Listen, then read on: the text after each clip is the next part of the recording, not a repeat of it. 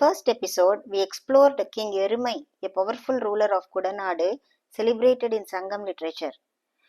We proposed that this king may have been reimagined in later mythology as Mahishasura, the buffalo demon of the Devi Mahatmya. Early Tamil Sangam texts portray him as a noble and respected king, but in later Sanskrit literature, written centuries afterwards, he is demonized. This shift reveals how cultural memory can transform real figures into mythological villains. If you haven't watched the first episode yet, the link is in the description below. In this episode, let us examine the literary markers that link King Erumai to the myth of Mahishasura. But first, we need some historical context to it. One of the most significant battles recorded in Sangam literature is the Battle of Talayalanganam. On one side stood the Pandya king Nedunjiriyan, on the other side a confederation of 7 powerful kings, including the rulers of Chera, Chola and Erumayuran stood. Nedunjiriyan emerged victorious, earning the title Talayalanganathu Serivendra Pandiyan, the Pandian who conquered at the Battle of Talayalanganam. This battle is referenced in Sangam poems, later Pandya and Chola inscriptions, and also noted by many famous historians like Nilakanta Shastri, Sadasiva Pandaratar, and R. Nagaswamy. One of the defeated kings in this battle was King Erumai. There are thousands of poems in Sangam literature, but only 3 directly mention King Erumai. We have covered 2 poems in the first episode. Now let us turn to the third. Agananoru 36, composed by Madurai Nakirar. In this poem, the heroine confronts her unfaithful husband who had married another woman. She says in this poem that the gossip arisen about him is louder than the uproars of the victorious Pandya army at the Battle of Talayalanganam battlefield. She also gives the list of the 7 defeated kings in that battle: the Chola, the Chera, Thidiyan, Elini, Irungovenman, Porunan and Erumayuran, the king of Erumayur. I am reading a part of the poem. வருபுனல் வையை வார்மணல் அகன்துறை திருமருது ஓங்கிய விரிமலர் காவில் நறும்பல் கூந்தல் குறுந்தொடி மடந்தையொடு வதுவை அயர்ந்தனை என்ப அலரே. Alar is gossip. Vaduvai is marriage. The heroine says to her husband that the gossip about your marriage with a beautiful girl that took place in the sandy shores of Vaigai river is greater than the uproars made by the victorious warriors at Talayalanganam battlefield. கொய்சுவல் புரவி கொடித்தேர் Chezhiyan. Chezhiyan is Nedunchezhiyan. ஆலங்கானத்து அகன்தலை சிவப்ப. The battle of Talayalanganam becoming red. Cheral Chembiyan, சினங்கெழு திதியன், போர்வல் யானை, பொலம்பூன் Ezhini. These are the names of the defeated powerful kings. நாரரி நரவின் Erumaiyuran, the king of Erumayur with fiber filtered liquor. Naravu is liquor. தேங்கமழ் அகலத்து புலர்ந்த சாந்தின் இருங்கோவேண்மான், இயல்தேர் பொருணன் என்று எழுவர் நல்வளமடங்க ஒரு பகல் முரசொடு வெண்கொடை அகப்படுத்து உரைசெல கொன்று களம்பேட்டன் யான்றை. The day when the powerful 7 were defeated and their armies were killed. வென்றிக்கொள் வீரர் ஆர்ப்பினும் பெரிதே, louder than the uproars of the victorious warriors. You can read the full poem and its translation through the link given below. Mrs. Vaidehi Herbert has done the translation of all Sangam poems available in the net. According to the Tamil lexicon, Ooran denotes a chieftain of a Marudam region. Marudam means a region with agricultural land, towns and cities. So here Erumayuran refers specifically to the king of Erumayur, not just anybody from Erumayur. Further, this word also makes it clear that the city of the king Erumai is Erumayur.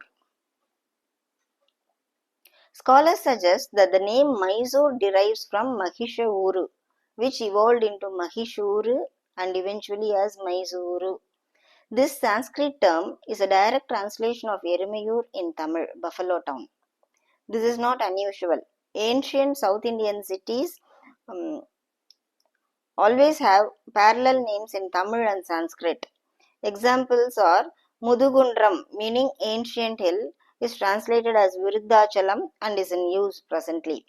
Kudamukku, translated to Kumbakonam. Maraikadu, translated to Vedaranyam. Mailadurai, meaning shore where peacocks dance, translated to Mayurapuram and Mayavaram. So, Erumayur in Tamil and Mahishuru in Sanskrit both likely refer to modern day Mysore. Of course, there is also another Erumayur in Kanchipuram district in Tamil Nadu, but based on the other markers in Sangam literature which we are going to see now, it is Mysore that fits the identity of King Erumai's capital. In last episode, we read the poem Mahananuru 253 where King Erumai is described as Vadugar Perumagan Perisai Erumai, meaning the noble chieftain of the Vadugar, the greatly famous King Erumai. The Vadugar mentioned here are described as people of the northern region beyond both Vengadam Hills and the Chera Kingdom, that is the Deccan Plateau. These Vadugar have been mentioned as many as 10 times in Sangam poems. Historians believe Vadugar referred to an early ethnic group, the ancestors of today's Kannada and Telugu speaking people. Because the period we are talking about, the Sangam period, is many centuries before the beginning of the Common Era, but the Kannada and Telugu languages emerged only long after this Sangam period. We should remember that the first Kannada literature is Kaviraja Marga, written in 8th century CE, and the first Telugu literature was written in 11th century CE, Nannaya's Andhra Mahabharata. Ahananuru 213 and Ahananuru 295 describes Vadugar as people living north of Vengadam Hills. Ahananuru 213 was written by Thayang Kannanar. It clearly says that Vadugar were a liquor offering brave warriors who lived beyond and north of Vengadam Hills. The phrase Vengadathu Umbar has been used to say that they lived north of Vengadam Hills. Akananuru 213 written by Thayankannanar. வினைநவில் யானை விரல் போர் தொண்டையர் இனமழை தவழும் ஏற்றரு நெடுங்கோட்டு ஓங்குவில் அருவி வேங்கடத்து உம்பர். The poem goes on. வாழ்நினப்புகவின் Vadugar தேயத்து. The land of the Vadugar who eat white fatty meat is beyond and north of Vengadam Hills. Vengadam Hills with great white cascading waterfalls is ruled by Thondayar.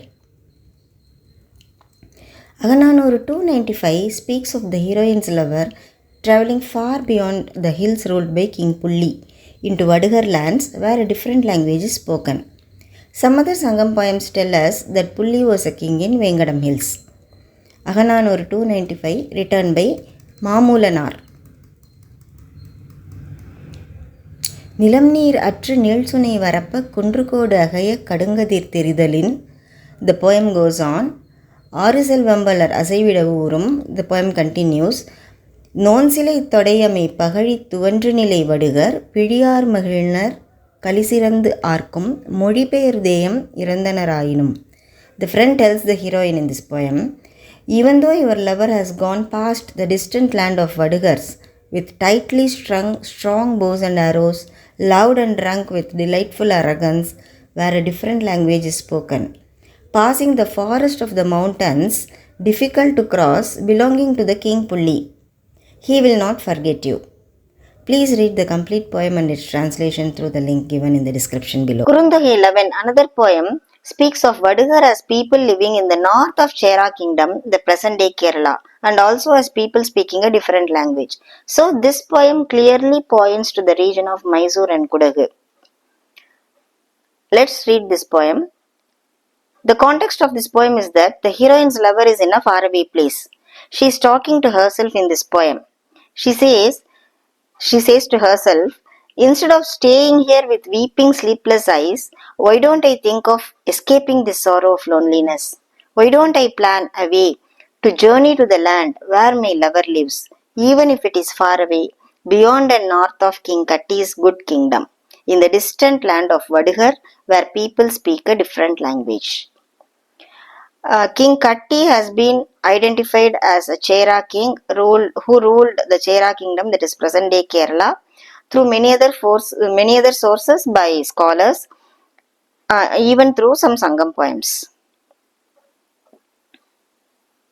Kurunthogai 11 was written by Mamulanar, the heroine talking to herself. கோடியீர் இலங்கு வளை நிகழ நாள்தோறும் பாடில கலிழும் கண்ணொடு புலம்பி ஈங்கு இவன் உரைதலும் உய்குவம் ஆங்கே எழுயினி வாழி என் நெஞ்சே முனாது குல்லை கண்ணி வடுகர் முனையது பல்வேல் கட்டி நன்னாட்டு உம்பர்.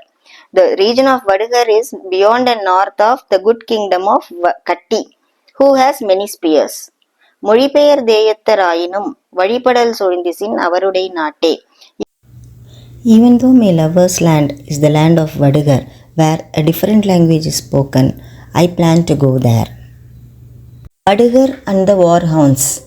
3 poems, Natrinai 212, Ahananoru 107 and Ahananoru 381, refer to Vadugar as Kadanai Vadugar, Vadugar with fierce dogs.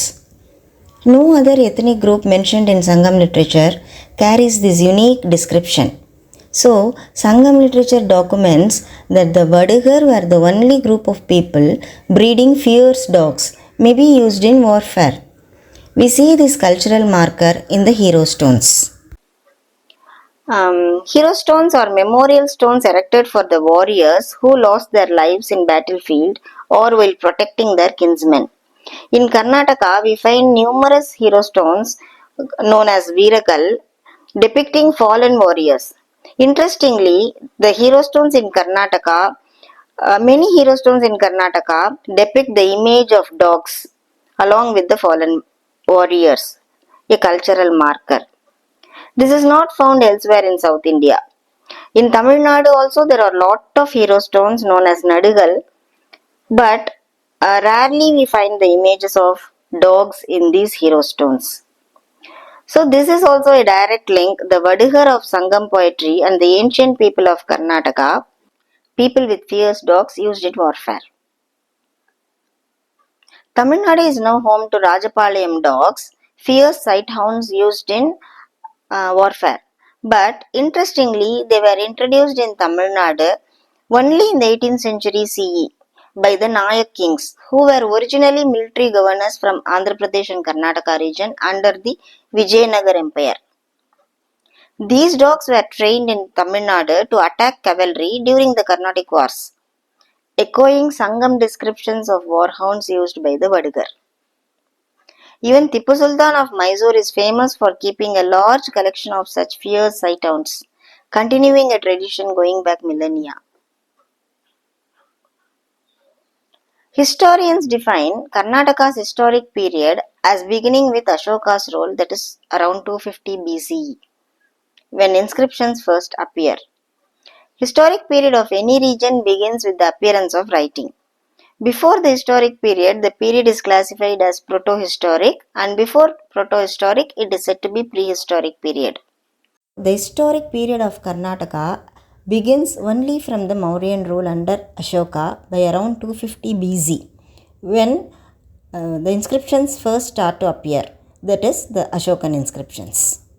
So Karnataka, in spite of having rich archaeological evidence of civilized human settlements prior to its historic period, that period is considered only as proto-historic period due to lack of availability of written records. The history of Karnataka says that some local chieftains could have ruled the region prior to the Mauryan rule from 250 BC. But we see reference to that local chieftains in Sangam literature as we discussed so far here. Tamil Nadu's historic period begins with the Sangam age, supported by literary and inscriptional sources like Mangulam inscription and so on.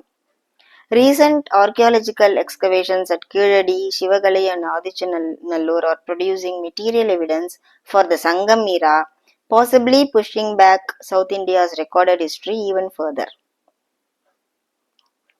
A historical king, Erumai, is celebrated in Sangam poetry, and centuries later reappears as Mahishasura slain by Durga in Sanskrit lore. Historians don't treat mythology as fact, or even literary sources like Sangam literature alone as evidence without archaeological backing. But here Interestingly, literature of one region meets the mythology of a neighboring region. Tamil literature and Sanskrit mythology intersect. In future, convergence of Sangam literature, linguistic evidence, and archaeological evidence may soon redefine how we understand South Indian history. In the next episode, we will explore the language debate through the eyes of Sangam texts, Perizai Erumai and Vadugar. Was Kannada born from Tamil? And what do Sangam texts reveal about this shared linguistic and cultural ancestry? Until then, thank you for watching. Please like, share and subscribe, and don't forget to check the description for poem links.